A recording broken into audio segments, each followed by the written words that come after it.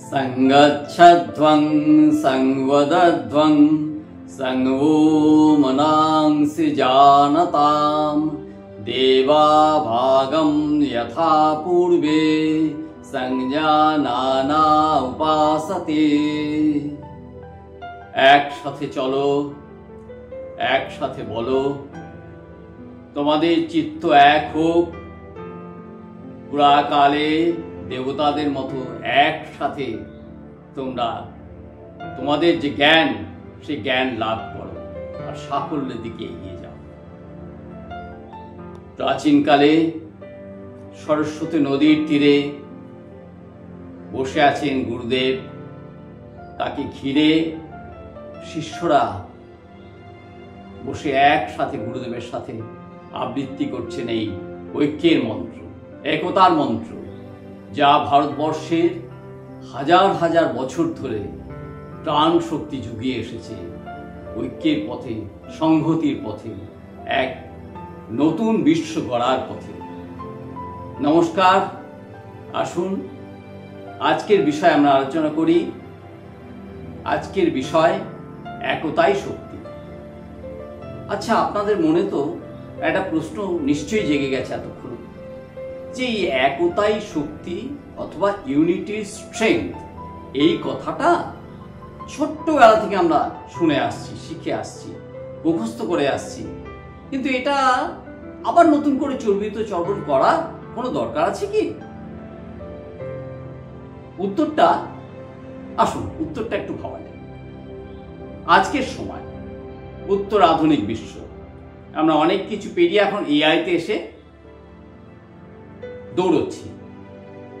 AI নাকি একদিন মানব সভ্যতাকে শাসন করবে, এসব বিভিন্ন গবেষণা চলছে। কিন্তু যত আমরা দৌড়চ্ছি, যত আধুনিক হচ্ছি, যত বিস্ফোরণ হচ্ছে টেকনোলজি, বিশেষ করে এই যে যোগাযোগের কমিউনিকেশন টেকনোলজি বিস্ফোরণ হচ্ছে, আমরা তত একা হয়ে যাচ্ছি, তত বিচ্ছিন্ন হয়ে যাচ্ছি, তত আমরা বিভেদের মধ্যে পড়ে যাচ্ছি। তেজ বিভাজন, বিচ্ছিন্নতা, সংকীর্ণতা, একা হয়ে যাওয়া, এর থেকে বাঁচতেই দরকার আমাদের ইউনিটি স্ট্রেংথ, একতাই বল। এই কথাটাকে আবার ফিরে দেখা, নতুন ভাবে দেখা, নতুন করে জানা। সেই জানার ধাপ আসুন। প্রথম ধাপ হচ্ছে এই যে একতা। আপনারা যদি মানব সভ্যতার ইতিহাসে তাকান, একদম প্রথম দিকে যেদিন থেকে মানব সভ্যতা শুরু, তার উৎস কিন্তু একতা। মানুষ একা ছিল, মানুষ গোষ্ঠীবদ্ধ হলো, মানে একতা এক হলো, সবাই মিলে বেঁধে বেঁধে থাকতে শিখলো।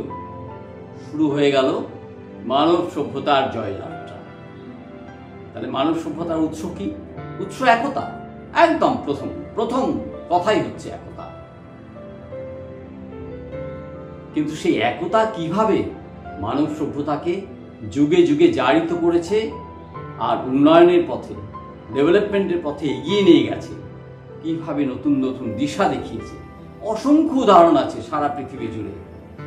আমাদের ভারতবর্ষের কথা যদি বলা যায়, তাহলে ভারতবর্ষের স্বাধীনতা সংগ্রামের প্রায় শেষ দিকে একটা অসাধারণ অনন্য উদাহরণ আছে একতা।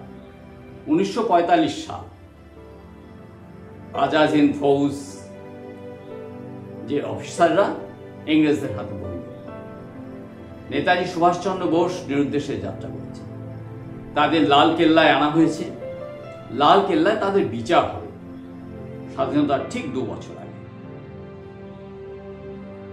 সেই সংবাদ যখন সংবাদপত্রের মাধ্যমে ছড়িয়ে পড়ল সারা দেশে, একটা বিস্ফোরণ ঘটে গেল।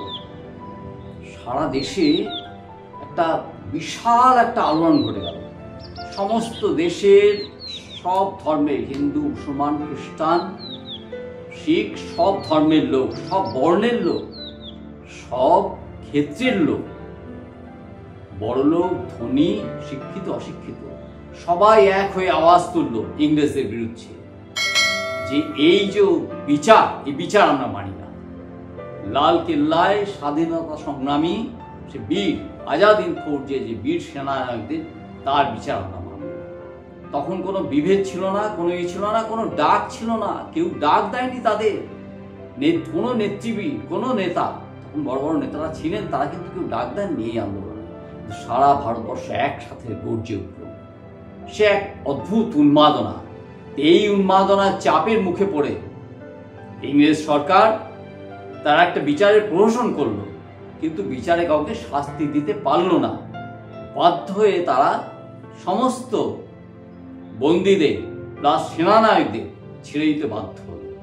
ভারতবর্ষের স্বাধীনতা সংগ্রামের ইতিহাসে নেতৃবিহীন এই যে একতার যে শক্তি, এটা বিশাল একটা শক্তি। কিন্তু দেখুন তারপরে কি হলো, ঠিক দু বছর পরে 1947 সালের আগে শুরু হয়ে গেল অনৈক্যের একটা বিশাল ছবি। ছাত্রীঘাতী দাঙ্গা, উদ্বাস্তু স্রোত, সে এক বিভীষিকা। তার মধ্যে দিয়ে দেশ স্বাধীন হলো, দেশ ভাগ হলো। যেমন আমরা দেখলাম এক ইতিহাস থেকে যে একতার একটা বড় ছবি, তেমনি আমরা দেখলাম অনৈক্যের একটা বড় ছবি। এর থেকে পুরো স্পষ্ট হয়ে গেল, আমরা সবাই জানি যে একতা নিয়ে আসে সাফল্য, নিয়ে আসে বিজয়, আর অনৈক্য নিয়ে আসে পরাজয়, ব্যর্থতা, রক্তপাত। ভারতবর্ষ স্বাধীন হয়ে গেল, সেটা আমরা সবাই জানি। তারপরে আমাদের জীবন তো নানাভাবে চলছে। এবার আসুন আমাদের নিজেদের জীবনে অনেক ছোট ছোট একতার যে শিক্ষা, সেটা আমরা কৃষি থেকে পেতে পারি। সবচেয়ে বড় শিক্ষা আমরা পেতে পারি প্রকৃতি থেকে। কিভাবে? পরিবেশ নিয়ে অনেক কথা হয়, অনেক কিছু হয়, আমরা জানি, গাছ লাগানো ইত্যাদি। কিন্তু আপনারা জানেন যে একটা গাছ যদি একা দাঁড়িয়ে থাকে, সে ঝড়ে পড়ে যেতে পারে, বজ্রপাতে ক্ষতিগ্রস্ত হতে পারে, কিন্তু একটা অরণ্য কি ধ্বংস হয়? চট করে হয় না। এমনকি দাবানল লাগলেও অরণ্যে এক অংশ পুড়ে গেলেও আর এক অংশ জেগে ওঠে। সেই জন্যে প্রকৃতি আমাদের শেখাচ্ছে যে একা বাঁচা যায় না, একত্র হয়ে বাঁচতে হয়। আপনারা নিশ্চয়ই পিঁপড়েদের অনুসরণ করেছেন, পিঁপড়ে তো সবাই দেখেছেন। পিঁপড়েরা কি করে? একটা পিঁপড়ে কতটুকু চিনির দানা বা মিষ্টির দানা নিতে পারে, কিন্তু যে ষাঁড় পিঁপড়ে, তারা কিন্তু একটা বিশাল ওজনের ওই যে চিনির ওজন, সেটা তারা বহন করতে পারে। আপনারা সবাই মধু খেয়েছেন শীতকালে, কিন্তু আপনারা কি জানেন যে কিভাবে মধু তৈরি হয়? সবাই বলবেন হ্যাঁ, মৌমাছি। কিন্তু এটা স্মরণ রাখা উচিত, মৌচাক, অসংখ্য মৌমাছি একসাথে মিলে ফুল থেকে আহরণ করে মৌচাকে জমা করে। মৌমাছির জীবনযাত্রা যৌথবদ্ধ, গোষ্ঠীবদ্ধ বা একত্র জীবনযাপনের একটা সবচেয়ে বড় উদাহরণ আমরা মানুষরা তাদের কাছ থেকে শিখতে পারি। যে মধু একটি পুষ্টিকর পানীয় হিসেবে আমাদের কাজে লাগে। তা আমরা প্রকৃতি থেকে আমরা এটুকু কিন্তু অবশ্যই নিতে পারি শিক্ষা। আর সবচেয়ে বড় কথা, আমরা বাড়িতে থাকি, কি পাড়ায় থাকি, কি অফিসে থাকি, কি দেশে থাকি, যেখানেই থাকি, টিম ওয়ার্ক, একত্র কাজ করা, সংগঠিতভাবে কাজ করা একটা বিশাল শক্তি দেয়। একটা খুব সংস্কৃতের খুব সুন্দর একটা শ্লোক আছে, সন্ধ শক্তি কলৌ যুগে। মানে এটা তো কলিযুগ, সত্য ত্রেতা দাপর পেরিয়ে কলি। তো কলিযুগে ব্যক্তির শক্তি নয়, সংঘের শক্তি, মানে সংঘবদ্ধতার শক্তি। এই সংঘবদ্ধতার শক্তি বিশাল শক্তি। আজকে এই আধুনিক কালে, উত্তর আধুনিক কাল চলছে, একটা বড় গবেষণা যদি কখনো হয়, সেই গবেষণা কিন্তু এককভাবে হয়, টিম ওয়ার্ক। সবচেয়ে বড় উদাহরণ, আমরা পৃথিবীর সৃষ্টির যে রহস্য, সেটা কিন্তু এখনো পর্যন্ত সেই রহস্য ভেদ করে উঠতে পারেনি। সেই রহস্য ভেদ করার জন্য, ঈশ্বর কণার অস্তিত্ব জানার জন্য এক বিশাল আন্তর্জাতিক টিম তাতে আমাদের দেশে বিজ্ঞানীরাও আছেন, বিজ্ঞানীদের একটা বড় টিম কাজ করে চলেছে। সুইজারল্যান্ডের সার্ন বিশাল বড় সুড়ঙ্গ তৈরি করে তার মধ্যে পৃথিবীর সৃষ্টির সময়কার ওই সময়টাকে ধরার চেষ্টা করছে, যাতে পৃথিবীর সৃষ্টির রহস্য জানা যেতে পারে।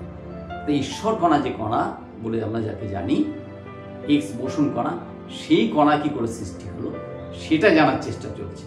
তাহলে আমরা পৃথিবীর সৃষ্টির রহস্য সন্ধানের দিকে এক ধাপ এগিয়ে যেতে পারব।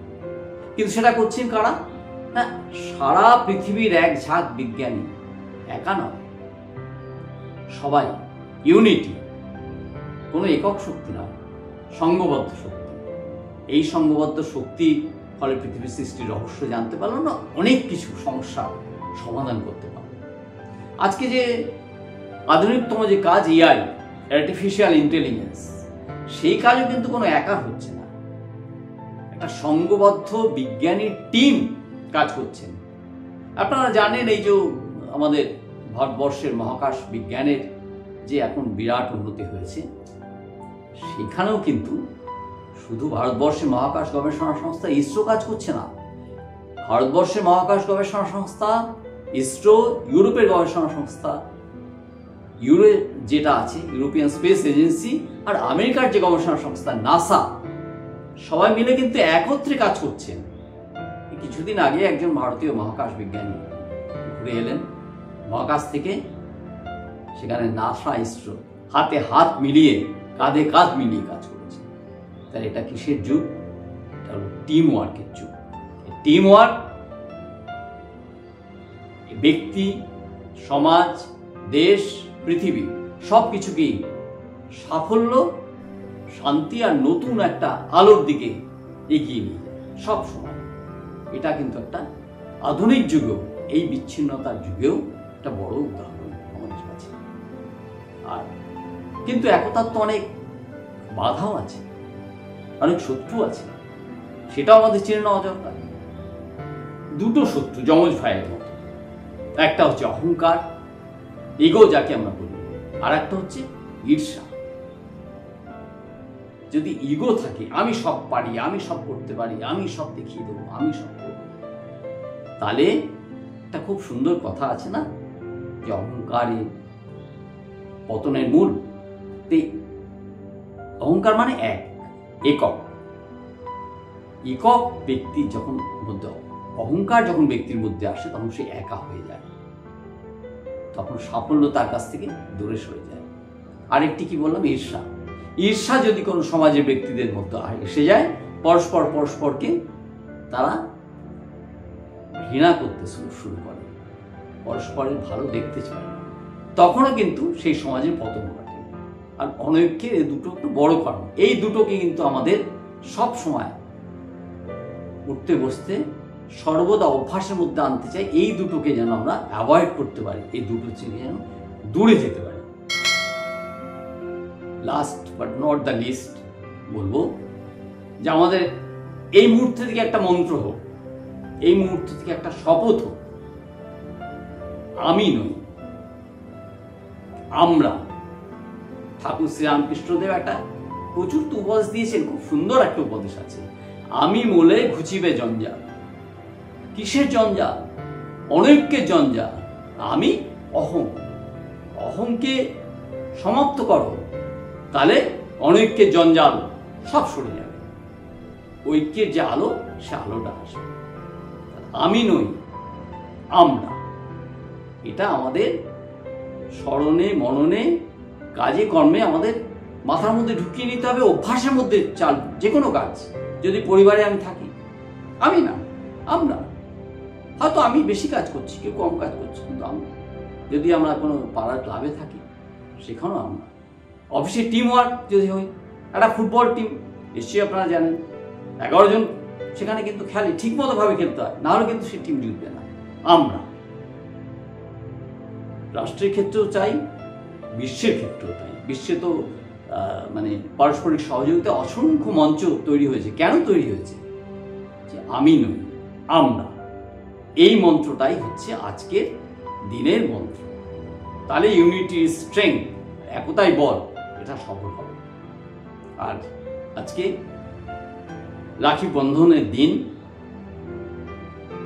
ভারতবর্ষের সবচেয়ে বড় ঐক্যের উৎসব, মিলনের উৎসব, জুড়ে থাকার উৎসব হচ্ছে রাখি বন্ধন। সেই রাখি বন্ধন উৎসবের দিনেই আমাদের মন্ত্র হোক, একই সূত্রে গাঁথি আছি সহস্র জীবন, একই কার্যে সপিয়াছি সহস্র জীবন। ধন্যবাদ।